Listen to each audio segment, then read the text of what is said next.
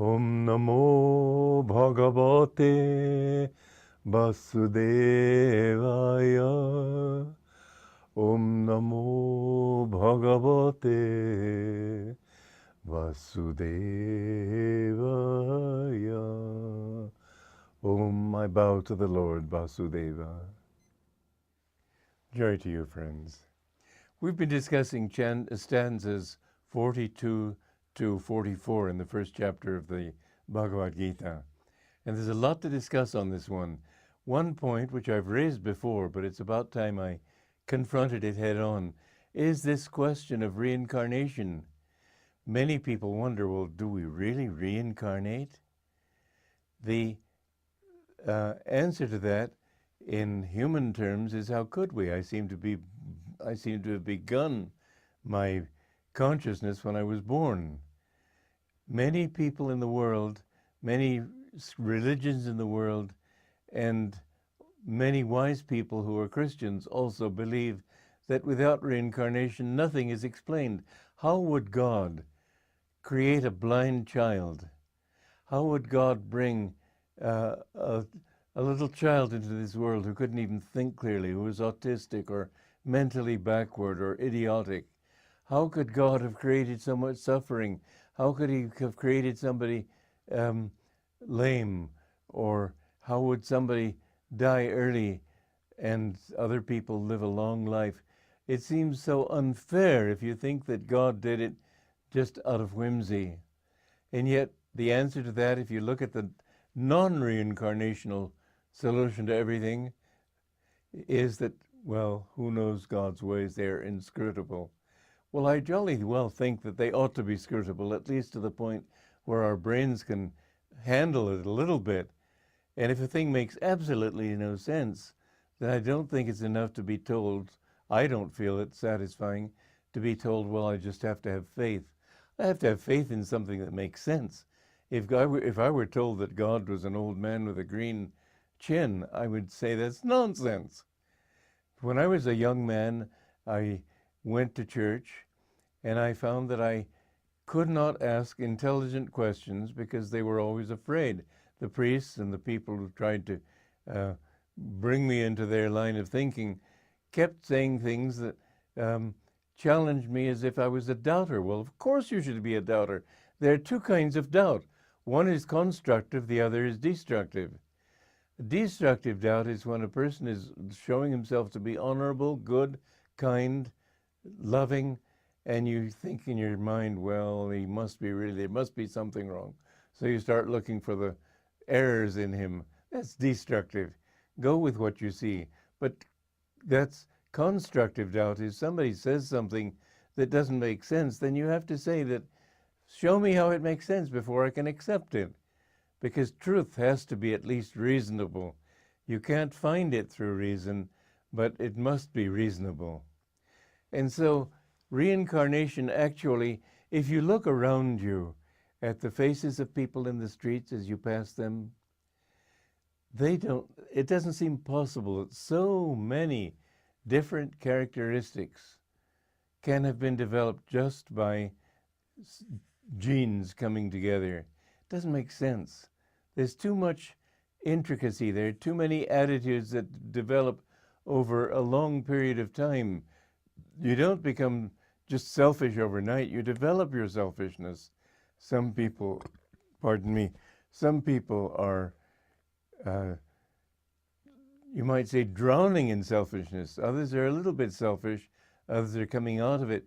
These gradations of virtue and vice are something that cannot be due just to your genes. They have to be something you've developed over a long period of time. My guru said that when the sperm and the ovum come together in order to create a child, in the astral world where souls reside, those souls that are ready to be reborn, the union of the sperm and the ovum sends out a flash of light, and those souls which are in tune with that particular vibration and are ready to be reborn, they will come at that moment. And there may even be more than one, and you'll get twins or triplets. But Master said that there will always be some attunement, some affiliation, some affinity. For example, a criminal may have a desire for peace in his home.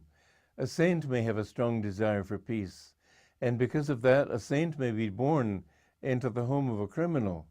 But our qualities are so many, as the Gita puts it, that they are like the citizens of a whole nation. We have an infinite number of qualities. These don't come with genes.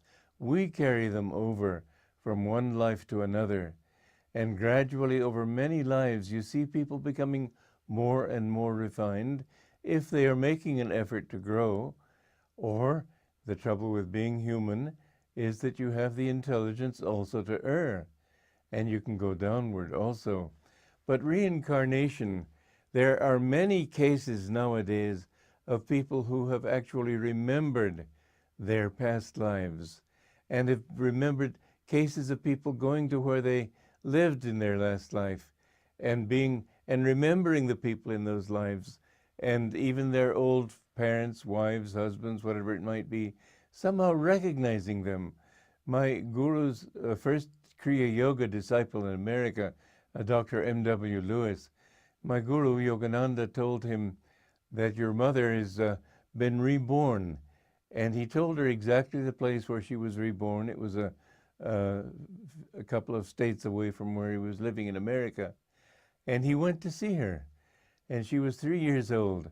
He said her mannerisms, her way of walking, everything was amazingly like his mother. And although she didn't remember him, she had a very great fondness for him, and he felt an instant fondness for her. These things carry on. When you see people whom you really like, instantly and instinctively, they are old friends of yours. There are some people whom you dislike, and they may have been old enemies. I remember there were a couple of disciples of Yogananda who began getting into fights with each other, not physical, but animosity. One was an old man, the other was young. But the younger one asked our guru, "Why do we have this?" And our guru said, "You were enemies before." So they worked it out in this life. But sometimes you find people, families of people who are always fighting. They were enemies before. You see, enmity, hatred, attracts also, not only love. And so they were attracted to live at close quarters so they could fight it out at close quarters.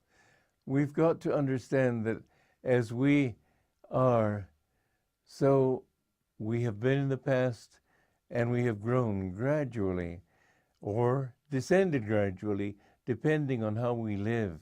But it takes a great deal of effort even to overcome one fault. Somebody may feel great self-congratulation if he overcomes just one tendency, like, let us say, a tendency to drink too much, to overcome smoking. It may take a lifetime even to overcome one of these things. And whereas you don't think of everything normally as a fault, it's a fault if it keeps you from God. Selfishness keeps you from God. Anger, pettiness, meanness, jealousy, envy, all these things keep you from God. And we must work to overcome them. But don't use the excuse, "I'm only human."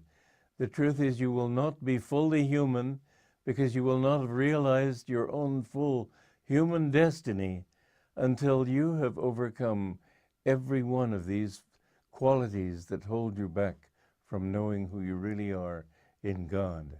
Joy to you.